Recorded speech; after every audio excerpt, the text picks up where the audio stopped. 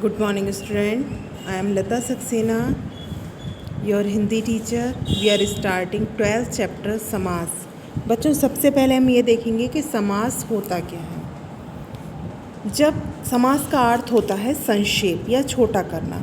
जब दो या दो से अधिक शब्दों को छोटा करके संक्षिप्त करके नया शब्द बनाने की प्रक्रिया देने की विधि को हम समास कहते हैं। यानी कि जब हम दो शब्दों को मिलाकर छोटा करके एक नया शब्द बनाते हैं, उस प्रक्रिया को हम क्या कहते हैं? समास कहते हैं। समास चार प्रकार के होते हैं: अवयवी भाव समास,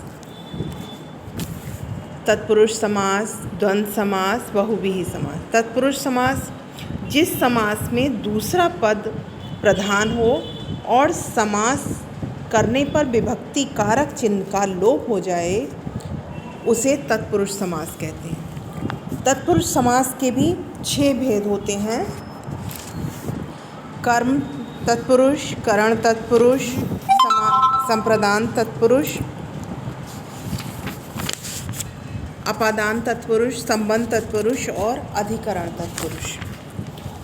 कर्म तत्पुरुष जिसमें कर्म कारक की विभक्ति का लोप हो, यानी विभक्ति को कर्म की विभक्ति चिन्ह है को अगर उसका लोप होता है तो वहाँ पर कर्म तत्पुरुष समास है।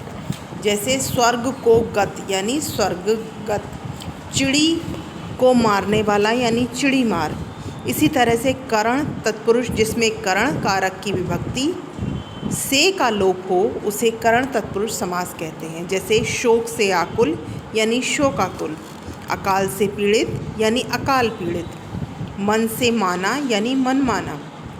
अब है संप्रदान तत्पुरुष जिसमें संप्रदान कारक की विभक्ति के लिए का लोप हो, उसे संप्रदान तत्पुरुष समास कहते हैं।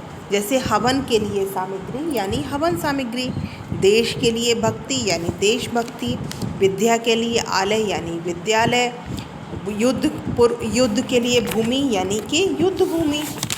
अब है अपादान तत्पुरुष जिसमें अपादान कारक की विभक्ति से का लोप हो जाए, उसे अपादान तत्पुरुष समास कहते हैं। जैसे रोग से मुक्त, यहाँ से का लोप हुआ यानी रोग मुक्त। धर्म से भ्रष्ट यानी धर्म से भ्रष्ट यानी धर्म भ्रष्ट, इसमें से का लोप हो गया है। संबंध तत्पुरुष जिसमें संबंध कारक की विभक्ति का की के का लोप हो, उसे संबंध तत्पुरुष समास कहते हैं। राजा का कुमार यानी राजकुमार, आज्ञा के अनुसार यानी आज्ञा अनुसार, देश का वासी यानी देशवासी। अधिकरण जिसमें अधिकरण कारक की विभक्ति में या पर का लोप हो, उसे अधिकरण तत्पुरुष समास कहते हैं। जैसे गृह में प्रवेश, गृह प्रवेश, सिर में दर्द, सिर दर्द। अब है तत्पुरुष समास के भी 2 भेद होते हैं: कर्मधारय और द्विगु समास। फिर इसके बाद आता है दूसरा समास हमारा थर्ड समास, द्वंद्व समास। जिस समास में दोनों पद प्रधान हो तथा प्रधान हो और समास करने पर और अथवा का लोप हो जाए, वहाँ पर होता है द्वंद्व समास। बहुव्रीहि समास